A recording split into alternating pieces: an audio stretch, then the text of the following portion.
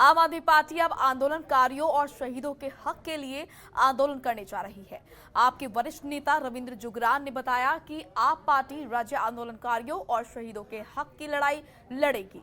1 जुलाई को आम आदमी पार्टी उत्तराखंड आंदोलन के शहीदों के सम्मान में शहीद स्मारकों में जाकर शहीदों को नमन करेगी और उनके सम्मान में हुई घोषणाओं को पूरा करने का संकल्प लेगी। उन्होंने बताया कि आंदोलनकारियों को सरकारी सेवाओं में दिए जा रहे 10% क्षैतिज आरक्षण को खत्म किए जाने, विभागों से चयनित आंदोलनकारियों को नौकरी दिए जाने समेत विभिन्न मांगों को लेकर आंदोलन किया जाएगा।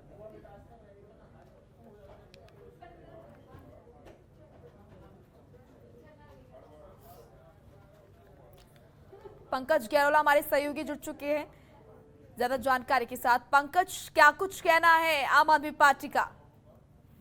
देखिए मोनिका, कहीं ना कहीं आम आदमी पार्टी अब नया कार्ड खेलने यहाँ पे जा रही है। अब राज्य आंदोलनकारियों के लिए वो यहाँ पे लड़ना चाह रही है, उनके हक की लड़ाई लड़ना चाह रही है, उनके लिए आंदोलन करना चाह रही है। और जो आम आदमी पार्टी के वरिष्ठ नेता हैं और पूर्व राज्य आंदोलनकारी सम्मान परिषद के उपाध्यक्ष भी रहे हैं रविंद्र जुगरान, उन्होंने ये घोषणा की है कि कल से ये आंदोलन शुरू होगा। इसमें एक तो जो सरकार ने 10% क्षैतिज आरक्षण की घोषणा की है, उसको यहाँ पे कहीं ना कहीं समाप्त किया जा रहा है। इसको लागू रहे, इसके लिए वो आंदोलन करना चाह रहे हैं। दूसरा जो अन्य मांगे हैं आंदोलनकारियों की, जैसे चिन्हीकरण की मांग है, उनको सरकारी नौकरियों में नियुक्ति की मांग है, उसको लेकर उनकी यहाँ पे ये मांगों को लेकर आंदोलन करेंगे। साथ ही जो शहीद हो गए हैं, जो राज्य आंदोलन में जो शहीद हुए हैं, उनके लिए सरकार ने क्या क्या, उनके गांव में जाएंगे, उनके घरों को देखेंगे कि आखिर सरकार ने उन आंदोलनकारियों की याद में क्या किया, कोई किसी सड़क का निर्माण कराया है या फिर कोई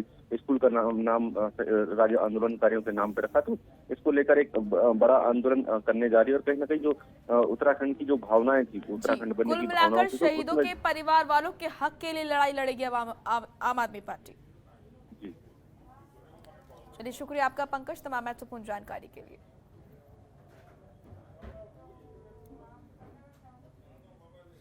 तो वहीं केदार धाम में श्रद्धालुओं को मेडिकल सेवा देने के लिए आपको बता दें कि 6 sigma high altitude medical service की टीम केदारनाथ पहुंच गई है और ये टीम यात्रा के दौरान धाम की चिकित्सा व्यवस्था को संभालेगी।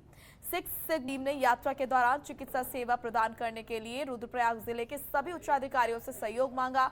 मेडिकल टीम के सदस्य सबसे पहले जिलाधिकारी मनोज गोयल से मिले। High altitude medical service team ने जिलाधिकारी को प्रतीक चिन्ह भेंट कर सम्मानित किया। वार्ता के दौरान जिलाधिकारी ने यात्रा में 6 sigma high altitude medical service के चिकित्सा निदेशक को हर संभव सहयोग का आश्वासन भी दिया। 6 सिग्मा के चिकित्सा निदेशक डॉक्टर प्रदीप भारद्वाज ने जिले के मुख्य चिकित्सा अधिकारी डॉक्टर बीके शुक्ला संग यात्रा के समय दी जाने वाली चिकित्सा सुविधाओं के बारे में विस्तार से चर्चा की। इस बार यात्रा पर आने वाले श्रद्धालुओं को ऑक्सीजन सिलेंडर के अलावा ऑक्सीजन कंसंट्रेटर और वेंटिलेटर की सुविधा भी मिलेगी। विभाग की ओर से दवाइयों और मेडिकल उपकरणों की आपूर्ति के लिए समुचित व्यवस्था की गई है।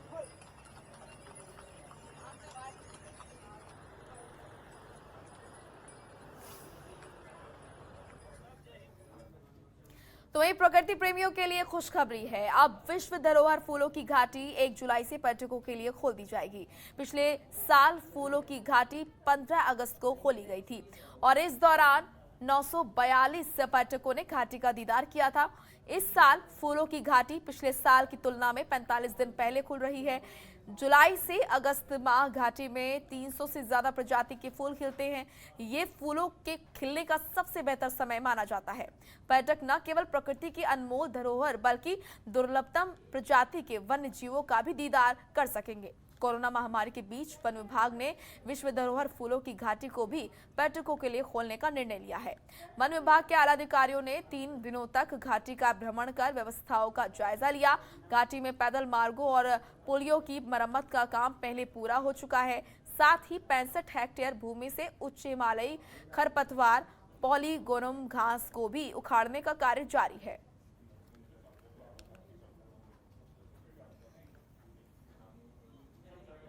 वहीं टोक्यो ओलंपिक खेलों के लिए स्पोर्ट्स स्टेडियम गोपेश्वर में सेल्फी पॉइंट बनाया गया है। जनपद के अंतर्राष्ट्रीय स्तर पर कांस्य पदक विजेता परमजीत सिंह और राष्ट्रीय स्तर पर पदक विजेता खिलाड़ी मानसी नेगी और आदित्य नेगी ने इसका शुभारंभ किया। टोक्यो में इस साल 32वें ओलंपिक खेलों का शुभारंभ 23 जुलाई 2021 से 8 अगस्त 2021 तक प्रस्तावित है, जिसके लिए चमोली के स्पोर्ट्स स्टेडियम गोपेश्वर में सेल्फी पॉइंट बनाया गया है।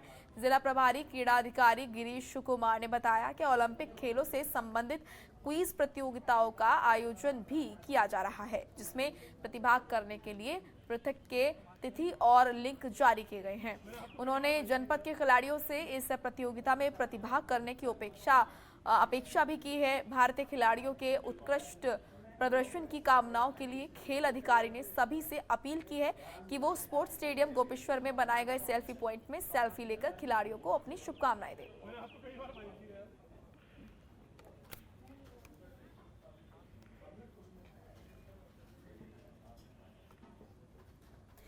चलिए आप खबर थराली से, जहां पर थराली में बीजेपी विधायक मुन्ना देवी शाह ने अपनी विधायक निधि से सामुदायिक स्वास्थ्य केंद्र थराली को एक एम्बुलेंस की सौगात दी।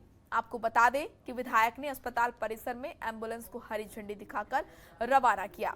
वहीं इस दौरान विधायक मुन्ना देवी शाह ने कहा कि सामुदायिक स्वास्थ्य केंद्र थराली को विधायक अपनी विधायक निधि से एक्सरे और अल्ट्रासाउंड की मशीनें भी उपलब्ध कराने की कोशिश कर रहे हैं।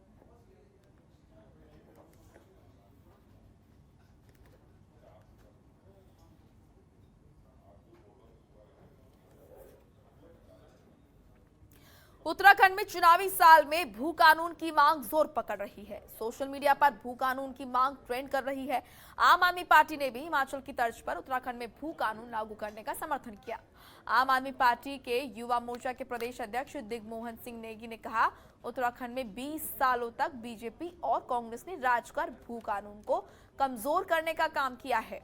2018 में तो भू कानून निरस्त ही कर दिया, जिससे भू माफियाओं का कब्जा मैदान से लेकर पहाड़ों में भी हो गया है।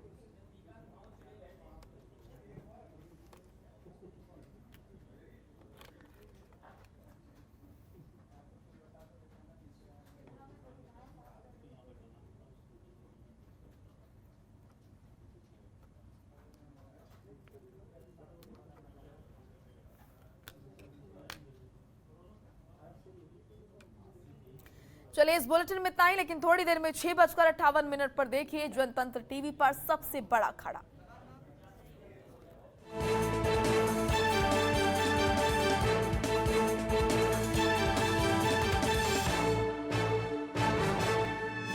आप देख रहे हैं जनतंत्र टीवी।